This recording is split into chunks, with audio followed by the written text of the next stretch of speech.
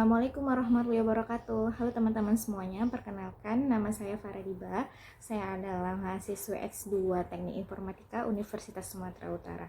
Baik, di sini saya akan menjelaskan atau men-share tips dan trik penulisan jurnal agar tembus jurnal internasional. Nah, sebenarnya kenapa sih kita harus melakukan penelitian? Untuk apa sih kita harus rajin menulis? Terus untuk melakukan research atau mengumpulkan beberapa metode yang aktual. Nah, untuk apa? Nah, ada beberapa tujuan dalam penelitian, yaitu yang pertama untuk menjelaskan sebuah fenomena, yang kedua itu kita dapat melakukan memprediksi sesuatu di masa yang akan datang.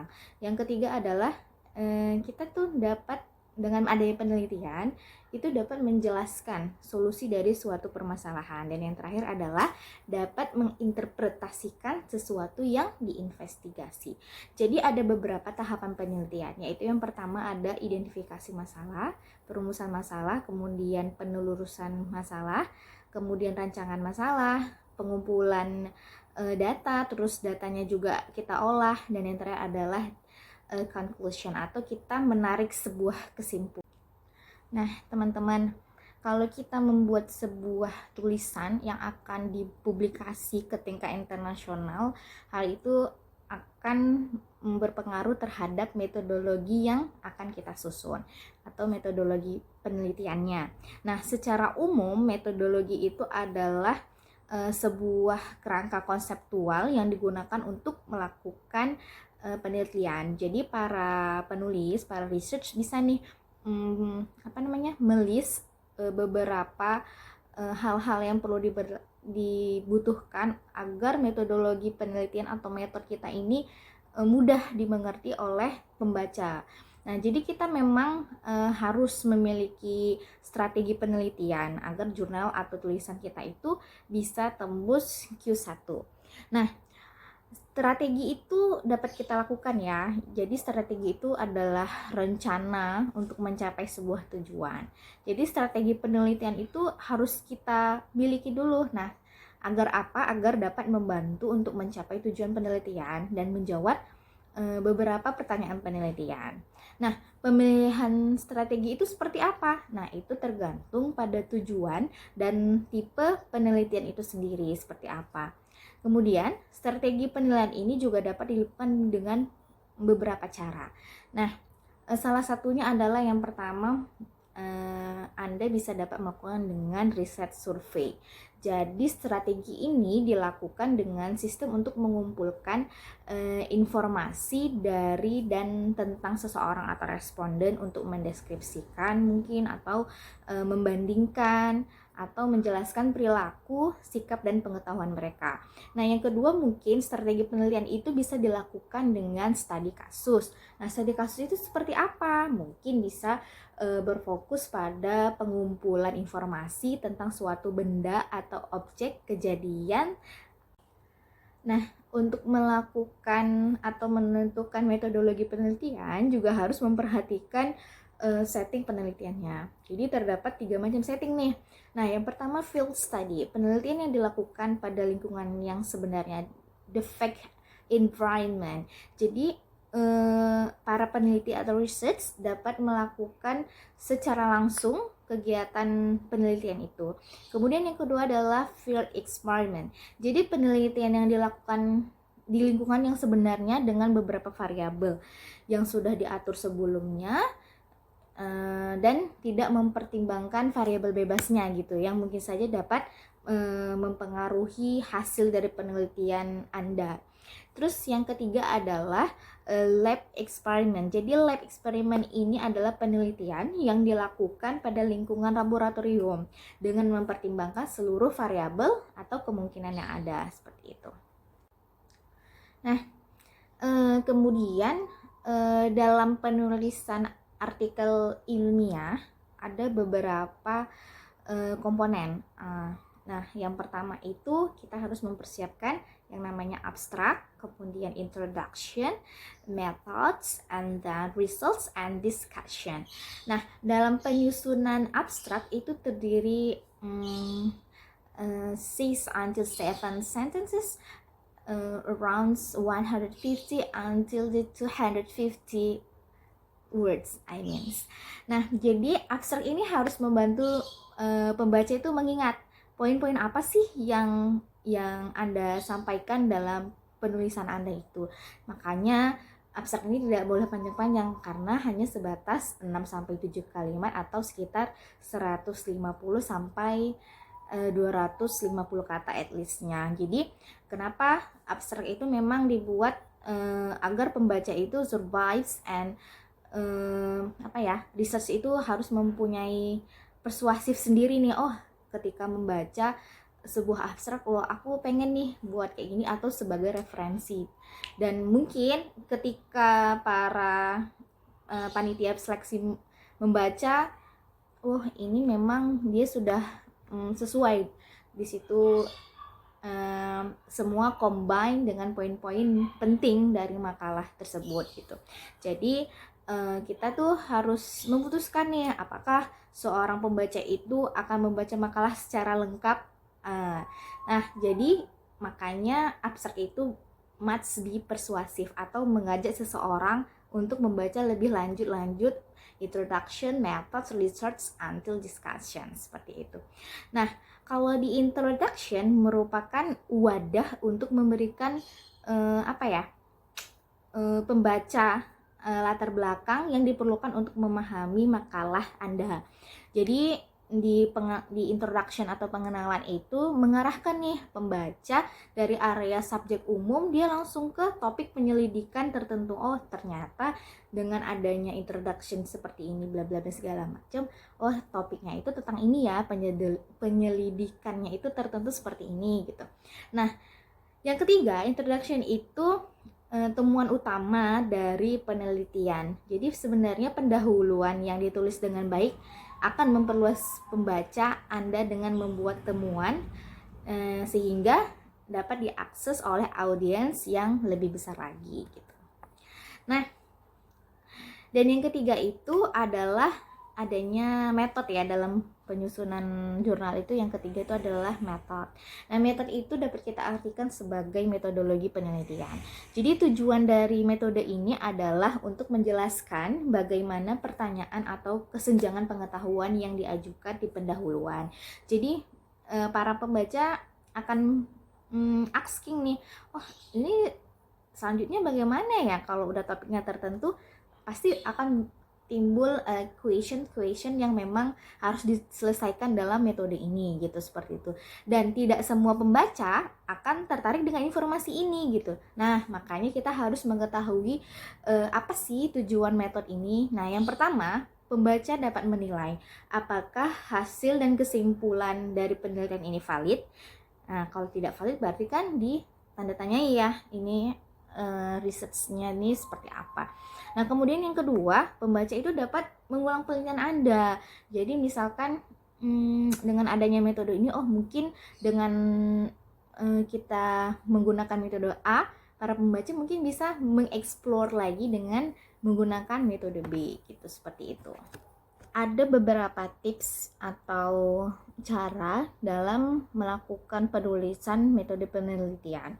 Nah, yang pertama itu, untuk menulis metode penelitian terlebih dahulu itu Anda bisa dapat membuat sub-sub babnya ya, untuk mengatur konten seperti apa yang dibutuhkan pada bagian hasilnya. Nah, kemudian yang kedua adalah untuk mempermudah tulisan, mungkin tulislah bagian hasil Anda terlebih dahulu. Jadi lalu ikuti urutan subbab hasil saat menulis metode Anda. Kemudian mungkin Anda bisa dapat memulai kalimat menulis itu dengan kalimat pasif. Contoh seperti ini, for example, misalkan ya, sampel diproses dengan protokol ekstraksi DNA.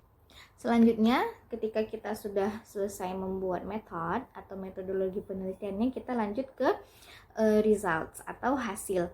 Nah, sebenarnya apa sih tujuan dari results ini? Dan yang Anda harus perhatikan adalah yang pertama, results itu adalah untuk mendeskripsikan dan menjelaskan data yang Anda peroleh dengan metode Anda seobjektif mungkin lah, dan dalam narasi yang ini ya, bentuknya yang naratif ya. Nah, seperti itu. Kemudian yang kedua adalah untuk mengkomunikasikan pesan yang dibawa pulang berdasarkan data tersebut. Jadi misalkan intens data sebesar sekian, dan itu harus jelas tuh hasilnya seperti apa berdasarkan metode-metode yang kalian ajukan, seperti itu. Nah, results itu merupakan bagian data dan kesimpulan yang diambil dan dijelaskan tanpa spekulasi. Dan datanya itu juga disajikan dalam alur naratif tanpa lompatan logis ya. Yang ketiga adalah narasi dibangun menjadi pesan yang dibawa pulang, seperti itu. Nah, yang terakhir adalah discussion.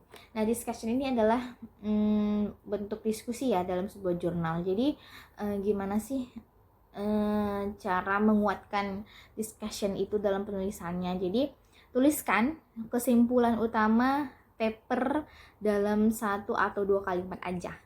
Nah, yang kedua adalah ceritakan bagaimana hasil paper berkontribusi untuk menjawab pertanyaan besar yang diajukan dalam introduction atau pendahuluan. Nah, yang ketiga, jelaskan nih bagaimana atau bisa juga mengapa karya ini mendukung atau membatah karya lain yang serupa. Misal, which is ada 2 karya yang sama. Nah, tapi dengan adanya metode yang Anda buat, research yang Anda teliti beberapa bulan, oh ternyata bisa membantah nih hasil diskusinya. Ternyata tidak seperti itu hasilnya. Dengan metode yang saya buat, hasilnya malah lebih meningkatkan akurasi, contohnya gitu. Dalam melakukan penulisan jurnal, kita harus juga mengetahui beberapa etika penulisan agar tembus dalam jurnal internasional. Nah, yang pertama yang harus penting adalah hindari plagiasi atau plagiarism ya. Nah, contohnya ini misal pengutipan kalimat tanpa referensi misalkan, kemudian penggunaan data yang sama atau hasil penelitian lain tanpa referensi. Nah, itu nggak boleh seperti itu ya. Kemudian penggunaan ide penelitian lain tanpa referensi. Nah, kemudian dalam melakukan penulisan jurnal ada beberapa pola pikir penelitian. Nah, pola pikir penelitian ini ada yang namanya metode kuantitatif, kualitatif, dan mixed method. Nah, metode kuantitatif itu adalah penelitian yang menampilkan metode penelitian itu seperti eksperimen atau survei yang dicirikan dengan penekanan pada data kuantitatif. Dan dia itu memiliki fokus misalkan pada numerik ya atau angka gitu. Sedangkan metode kualitatif itu karakteristiknya adalah peneliti memiliki setting alami sebagai sumber data langsung dan peneliti adalah instrumen kuncinya. Kemudian terakhir adalah pola pikir penelitian itu yang ketiga adalah mixed method ya atau penelitian yang dikombinasikan beberapa metode ya. Nah, yang pertama itu kan kualitatif, habis itu ada juga kuantitatif, dan ini adalah mixed method. Ini artinya penggabungan atau kombinasi dari 2 metode itu. Jadi contoh misalkan ada sebuah burger. Nah, burger ini ada aspek kuantitatif dan aspek kualitatifnya, seperti itu. Jadi aspek kuantitatif seperti yang saya jelaskan tadi adalah lebih berupa angka gitu kan. Nah, aspek kuantitatifnya itu adalah salah satunya ada berat. Berapa sih berat dari sebuah burger itu gitu kan. Kemudian ada kalori, berapa kandungan kalorinya. Kemudian ada volumenya sebesar apa dan harganya dalam bentuk angka kan. Nah, kemudian apa nih aspek dari kualitatifnya seperti itu. Nah, mungkin kita bisa dapat mendeskripsikannya dengan rasa, kemudian tampilan penyajiannya seperti apa, looknya, kemudian dengan aromanya seperti itu. Itu adalah penggabungan, contoh penggabungan penggabungan metode penelitian. Nah, teman-teman, kemudian bagaimana sih cara penulisan, submit, review, hingga publish di jurnal Q1 seperti itu kan. Jadi sebenarnya kita harus tahu dulu nih output dari penelitian kita. Nah, hasilnya itu mau kemana. Mungkin dari beberapa penulis itu buatnya itu adalah untuk laporan penelitian mungkin, atau tesis, kemudian disertasi bisa scientific paper. teman-teman juga bisa menemukan publikasi yang tepat. Nah, salah satunya adalah SCI Major ya, Major GR ya. Nah, kemudian ada Scopus juga, ini juga biasa kita dengar ya. Kemudian ada IEEE atau apa ya?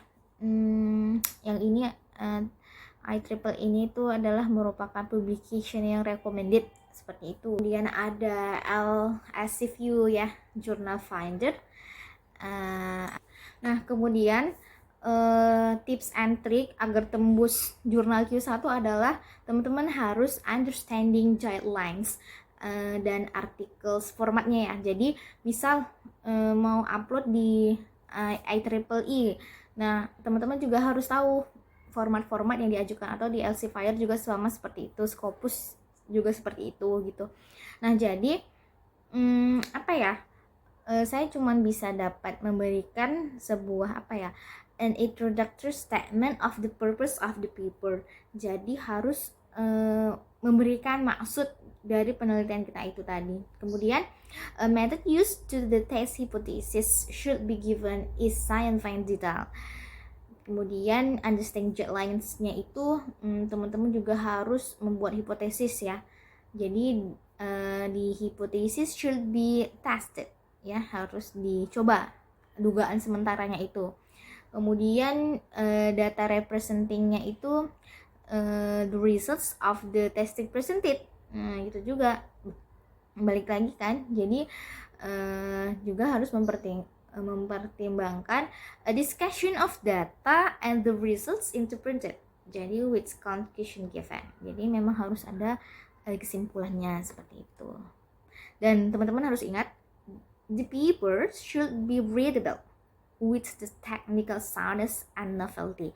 Jadi yang saya bilang tadi bahwa memang kalau kita mau membuat sesuatu yang baru, membuat penelitian kita itu mudah untuk dilakukan penelitian selanjutnya dengan metode-metode yang penelitian yang lain, maka kita harus menciptakan satu novelty yang baru. Nah, teman-teman juga harus memperhatikan ya elemen of manuscript. Sekali lagi ini saya sudah jelaskan di sebelumnya ya. Jadi memang harus menentukan title. Jadi misalkan title itu memang seefektif mungkin. Jadi memang kita harus meng-grab readers' attentions. Harus ketika orang-orang baca, oh judulnya ini, nah kita tuh sudah menarik perhatiannya mereka gitu. Dan describe the paper. Nah, kemudian yang kedua kita harus ada abstraknya. Nah, abstraknya seperti yang saya bilang tadi, maybe until 6 until 7 sentences or means, or 150 until 250 words. Jadi usually no more than 250, karena memang harus jelas, padat, singkat, poin-poinnya apa gitu, dan menggunakan bahasa yang index terms ya, dengan metode-metode penelitian itu tadi. Nah, abstrak itu juga mengandung contents, background, and then purpose the method. Kita berikan maksud dan tujuannya, terus kita berikan hasilnya, results, and the conclusions. Apa sih kesimpulan dari penelitian Anda gitu. Nah, itu ada di abstraknya. Nah, kemudian kita lanjut lagi ke introductions atau pendahuluannya ya. Nah, jadi introduction itu adalah provide the background. Jadi mengandung latar belakangnya penelitiannya, kenapa sih ini latar belakang, kenapa sih penelitian ini harus dilakukan, seperti itu. Dan explain how the research will make a significant contribution. Kenapa sih Anda itu membuat sebuah penelitian? Emang bisa ya untuk membuat sebuah perubahan atau signifikan kontribusi, ada nggak kontribusinya, seperti itu. Nah, kemudian state the research content clearly and a brief review of related work. Jadi memang jelas literatur reviewnya itu jelas di introduction, seperti itu. Nah, kemudian elemen dari manuskrip jurnal itu ada yang namanya metodologi. Seperti yang dijelaskan itu ya harus jelas ya, explains our purpose method with the paragraph maybe, and then visual the representations maybe in the figure or the algorithm, and maybe the tables or any else. and the mathematic formulation and etc. ya maybe. Nah kemudian ada juga yang namanya conclusion, jadi kesimpulan ya kan. Nah habis metodologi dibuat, kita menarik kesimpulan. Jadi explain what the research has achieved. Jadi dijelaskan apa sih nih hasil dari peneliti ini gitu loh. Jadi memang dia harus relate the problem statement yang ada di introduction tadi. Kemudian revisit the key points. Jadi poin-poinnya dari introduction tadi, pertanyaan-pertanyaan besar itu apa ya. Nah ini kita sudah bisa mulai answering gitu ya, mulai bisa menjawabnya. Dan summary of the main findings. Jadi kita rangkum apa-apa saja nih harus kita buat. Kemudian provide benefits and shortcomings at first solution presented, and the second is purpose method, seperti itu. Nah kemudian baru bisa kita buat results and discussion-nya. Nah result and discussion-nya itu adalah berupa summary ya, summary tadi sama aja. Results itu merupakan summarized data atau bisa using graphic or table. Nah itu biasanya bisa membuat para pembaca menarik kesimpulan, oh dengan adanya grafik seperti ini loh perbedaannya, dengan adanya table, oh seperti ini hasilnya gini, dengan data sekian rupanya bisa ditarik kesimpulan seperti ini, seperti itu. Nah kemudian di discussion itu interprets the results, jadi do not recapitulate the results ya, jadi nggak boleh ya merekapitulasi lagi hasilnya, seperti itu.